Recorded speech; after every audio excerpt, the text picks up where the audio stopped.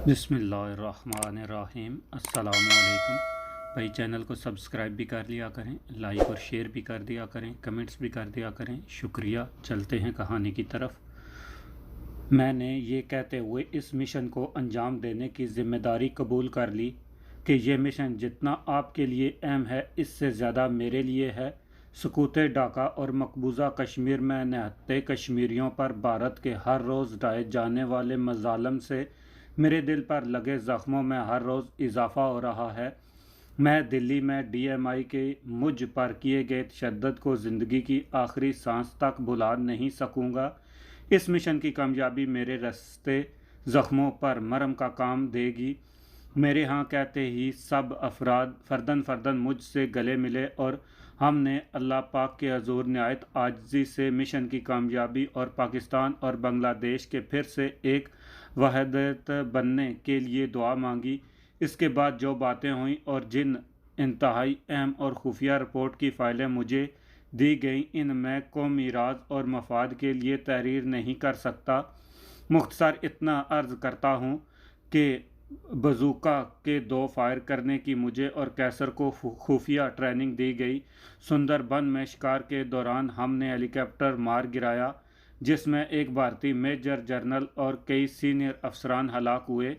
भारतीय और बांग्लादेशी अखबारों में ये खबर जली हरूफ से शाया हुई और हस्बे तवक्को भारतीय तहकीकात के बाद इस हादसे को साजिश करार दिया गया, जिसके नतीजे में जैसूर छावनी का JOC और कई सीनियर अफसरान का तबादला कर दिया गया।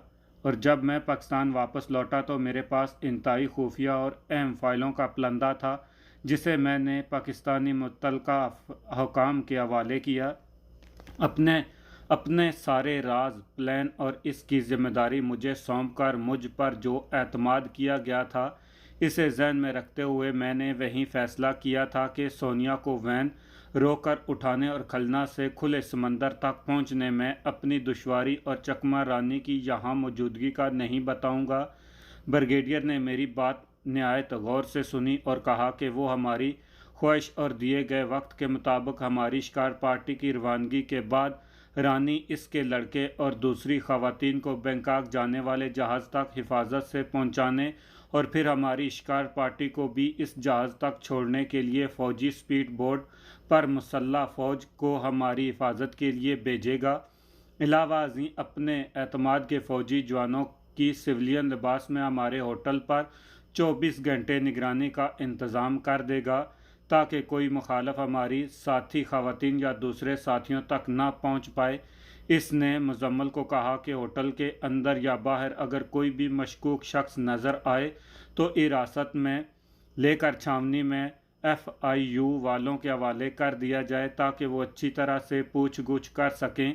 रात गए हमारी ये महफिल ख़त्म हुई और मैं नए वलवले, नए जज्बे और अपनी अज़ली दुश्मन भारत को एक और झटका देने के ख्यालों में घर मुजम्मल की जीप में अपने होटल। अगली सुबह मैंने रफ़ीक को फ़ोन पर कहा कि एक हफ़्ते बाद ठीक आज के रोज़ हम इंशाअल्लाह शिकार पर ज़रूर रवाना होंगे।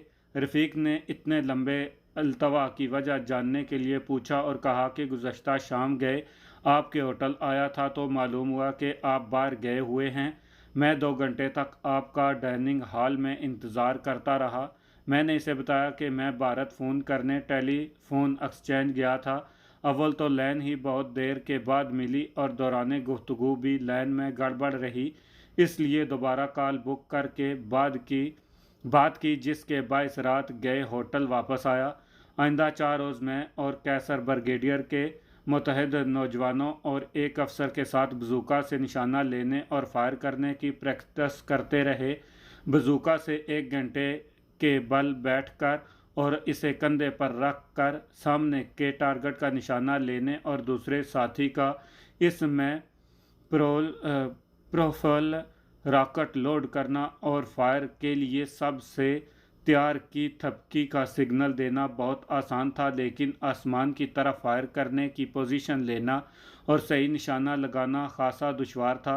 मैंने आसमान की तरफ बजूका से 3 फायर किए और मुझे ट्रेनिंग देने वालों के मुताबिक इनकी राय थी कि इस सूरत में नीम दराज होकर रॉकेट को निशाने बनाने की मुझ में 80% सलाहियत है और मैं समझता था कि सलाहियत वगैरह कुछ नहीं, अल्लाह पाक की रहमत पर यकीन कामल और अपने अज़ली दुश्मन भारत से शदीद नफ़रत और इंतकाम का जज्बा मुझे अपने मिशन में 100% कामयाबी देगा। ब्रिगेडियर और हम ख्याल फ़ौजियों से मीटिंग के अगले रोज़ ही सिविलियन लिबास वाले 2 फ़ौजी हमारी जासूसी करने वालों की तलाश में होटल के अंदर और बाहर मंडलाने लगे। 6 घंटे की ड्यूटी देने के बाद 2 और फौजी आ जाते और ये निगरानी 24 घंटे जारी रहती।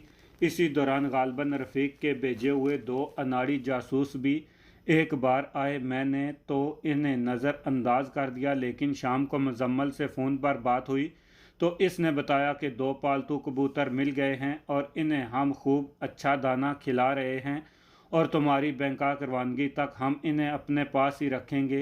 मुजम्मल ने मुलाकात के दौरान बताया कि सिर्फ 6-7 दफड़ों से ही उन्होंने बताया कि रफ़ीक ने इन्हें मेरी नकलो हरकत की इत्तला देने के लिए मुकर्रर किया था। हमारी शिकार के लिए रवानगी में अभी 3 दिन बाकी थे कि रात को रानी ने मुझे बताया कि इनके कमरों के करीब ही एक कमरे में 2 औरतें आकर ठहरी हैं और आज दिन में 3-4 मरतबा उन्होंने हमारा दरवाज़ा खटकाया और मुझसे मिलना चाहा, लेकिन दरवाज़ा खोले बगैर ही हर बार हमने इन्हें बाहर से ही अपनी मसरूफियत का बहाना करके रुखसत कर दिया। रानी पढ़ी लिखी और समझदार औरत थी। इसने होटल के मैनेजर को बुलवाकर अपने लड़के के ज़रिए कहलवाया कि कुछ औरतों ने बगैर किसी वजह और बिला जान पहचान के इसके दरवाज़ा बार बार खटकाया और वो इन्हें बिला वजह परेशान कर रही है। मैंने रानी को कहा कि वो हरगिज़ इन्हें ना मिलने और अगर वो कल दोबारा आए तो मुझे बैरे के ज़रिए फ़ौरन इत्तला भिजवाए, मैं इनसे ख़ुद समझ लूँगा। अगले रोज़ इन औरतों ने फिर रानी के कमरे का दरवाज़ा खटकाया तो रानी ने मुझे इत्तला दी। मैंने राजी को बैरे के अमरा इनके पास भेजा और राजी ने इनको धमकाया कि अगर वो अब इन कमरों की तरफ भी गईं तो इनका बुरा असर कर दिया जाएगा, क्योंकि थैले में बंद बजूका और राकट हमारी रवानगी से 2 रोज़ पहले हमें पहुंचा दिए गए। रवानगी वाले रोज़ रफ़ीक बमा गाइड और मज़दूरों के सुबह ही आन पहुंचा।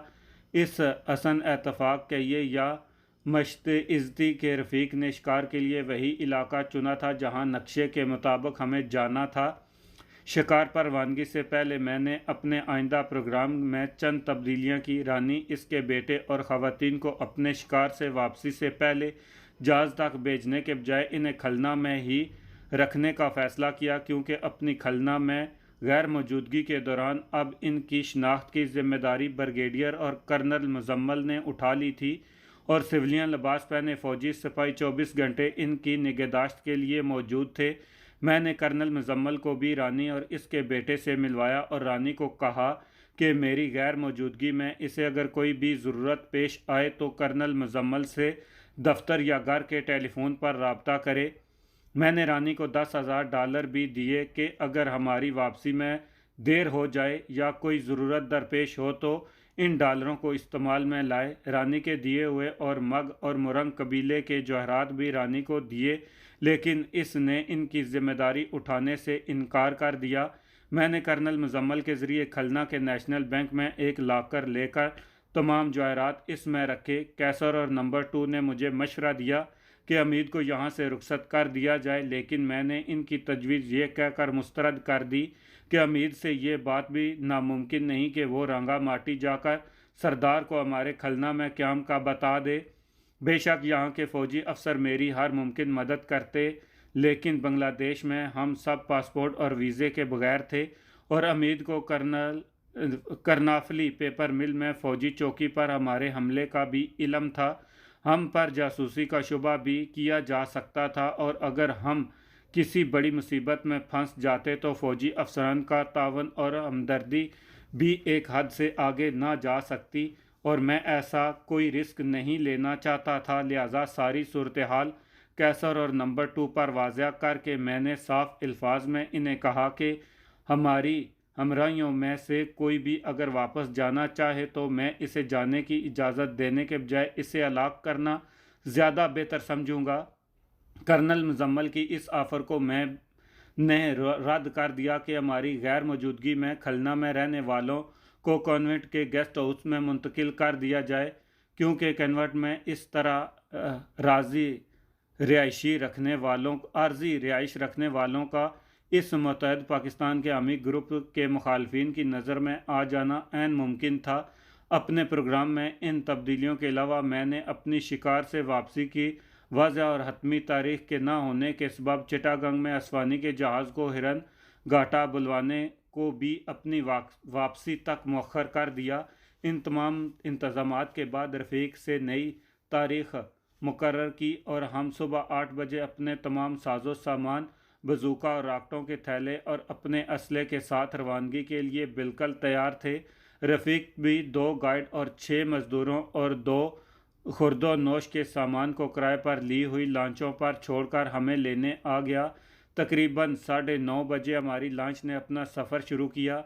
मैंने कर्नल मुजम्मल के दिए हुए मुफस्सल नक्शों और हेलीकॉप्टर के फ़िज़ाई रास्ते की तफसील को अपने लिबास के अंदर महफूज कर लिया था। हमारी रवानगी की सुबह से कबल रात को मुजम्मल ने मुझे बताया था कि भारतीय हेलीकॉप्टर का आइंदा 8 रोज़ में दोबारा जैसूर छावनी जाना मुतवक्का है और इस रूट पर कोई बांग्लादेशी हेलीकॉप्टर परवाज़ नहीं करता। अलावा अज़ीं हेलीकॉप्टर पर बने भारतीय फ़ौजी निशान इसकी कमी बुलंदी पर परवाज़ की वजह से साफ दिखाई देता है, लिहाजा जो ही कोई हेलीकॉप्टर देखो बिला दरेक इसे उड़ा देना। हमें 2 हैंड ग्रेनेड भी दिए गए ताकि कामयाब कार्रवाई के बाद बजूका को तबाह किया जा सके। लॉन्च ने हमें तकरीबन 1.5 घंटे में इस मुकाम पर पहुंचा दिया जहां से हमारा पैदल सफ़र शुरू होता था। वहां पर चंद छोटी कश्तियां भी मौजूद थी और इस जगह को शिकार घाट कहते थे।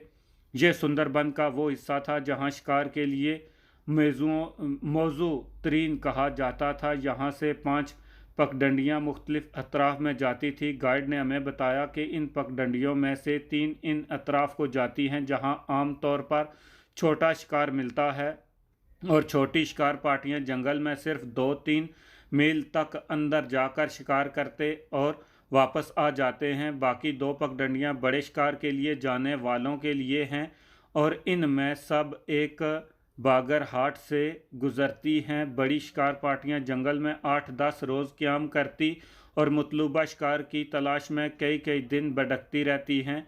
हमारे पास बड़े शिकार की मखसूस राइफ़लें और बंदूकें नहीं थीं, लेकिन रफ़ीक ने हमें ऐसी गोलियां खलना से ला दी थीं जिनसे हम अपनी राइफ़लों से शेर और चीते का शिकार कर सकते थे।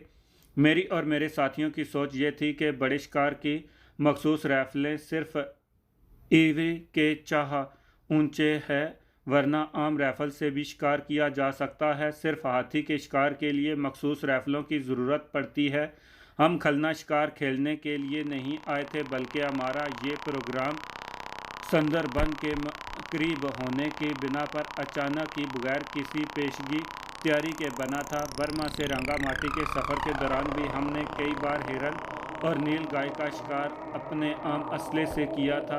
अजदा को भी आम असले से हलाक किया था। कैसर के बकौल गोली चाहे 555 एक्सप्रेस से चलाई जाए या रिवाल्वर से किसी जानदार से टकरा कर वापस नहीं आती, और जहां एक गोली पूरी तरह असरअंदाज न हो वहां 4, 5 या 10 गोलियां वही रिज़ल्ट देती हैं जो 555 एक्सप्रेस की एक गोली या दास्तान बल्कि हकीकत है। कैसर ने कितनी सही बात की थी। अब ताज़ा तरीन कारगिल की लड़ाई को ही सामने रखें तो आपको एहसास होगा कि जज्बा ईमानी से सरशार चंद 100 मुजाहिदीन ने अपने सही मकसद के असूल के लिए अपने हल्के हथियारों से भारत के 40,000 फौजियों को घेर लिया था कि सामान रसद की सप्लाई बंद होने से इन्हें खुराक की लाले पड़ गए थे। मकबूजा कश्मीर में भारत के 70,000 फौजी जंगी तैयारे तो पहुंचने की स्वीडन से हासिल करदा बफर तोपें गर्ज के इनका हर्ब ज़र्ब का तमाम सामान बेकार साबित हुआ और इन 40,000 फौजियों को बचाने के लिए भारत ने सारी दुनिया में वावेला मचाया। दुनिया भर के ममालिक से इल्तिजाएं की कि भगवान के लिए पाकिस्तान से कहो कि मुजाहिदीन को वापस बुलाए। हालांकि ये मुजाहिदीन पाकिस्तानी फ़ौजी नहीं थे बल्कि शहादत पाने के आरजू लिए मकबूजा कश्मीर के मज़लूम मुसलमानों की फ़रियाद पर लब्बैक कहते हुए मुजाहिदीन थे। ये चंद सौ मुजाहिदीन जब भारत को अपने मिसल ताकत दिखाकर वापस लौटे तो भारत को इसके बहादुर और निडर 1100 से ज़्यादा भारतीय फ़ौजियों की सड़ी और बदबू फैलाती लाशों का तोहफा देने के अलावा 4.5 अरब का नुकसान पहुंचा चुके थे। भारतीय रेडियो और टेलीविज़न के बकौल बोफर्स की सुपर हाई तोप की एक गोले की कीमत $1100 है और इन तोपों से दागे गए हज़ारों गोले और मार्टर और दूसरे हथियारों के लाखों फायर जंगी जहाज़ों से गिराए गए सैकड़ों बम और गन शिपर हेलीकॉप्टरों की मशीन गनों की गोलियां इन मुजाहिदीन का बाल भी बांका न कर सकीं। इन मुजाहिदीन के एक नुमाइंदे के बकौल कारगिल से इनकी वापसी की एक बड़ी वजह इन भारतीय फ़ौजियों की लाशों की सड़ांध और बदबू थी जो मुजाहिदीन के लिए नाकाबिले बर्दाश्त हो चुकी थी। मकबूजा कश्मीर में भारतीय फ़ौज में इतना हौसला भी न था कि मुजाहिदीन की मौजूदगी में अपने मरने वाले फ़ौजियों की लाशें ही उठा लेते। जंग में सूरज गुरूब होने से पहले ही अंधेरा छा जाता है। राजी की अपनी मुलाजमत के दौरान जंगलों में ड्यूटी अंजाम देता रहा था। मैंने इसे ताकीद की थी कि जंगलों से अपनी वाकफियत किसी पर ज़ाहिर ना करे और अगर गाइड कोई खिलाफ मामूल हदायत दे या गलत मशवरा दे तो सिर्फ मुझे बताए। रफ़ीक भी अपने साथ एक आला गैर मुल्की बंदूक लाया था। मैंने साथियों को कह दिया था कि रफ़ीक की तरफ से चौकन्ना रहें। राजी ने मज़दूरों में से एक की जानिब इशारा करते हुए मुझे बताया कि इसकी शक्ल जानी पहचानी लगने के बायस इसने चकमा ज़बान में इससे कोई बात पूछी तो मज़दूर ने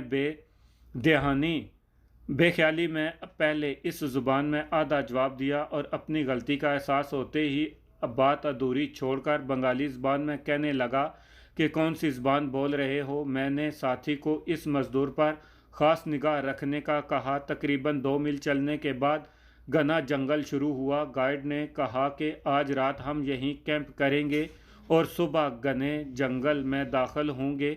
राजी ने भी इनकी ताकीद की और हमने वहीं एक मुनासिब जगह देखकर कैंप लगाया और इसके इर्द गिर्द लकड़ियों का अलाव रोशन कर दिया।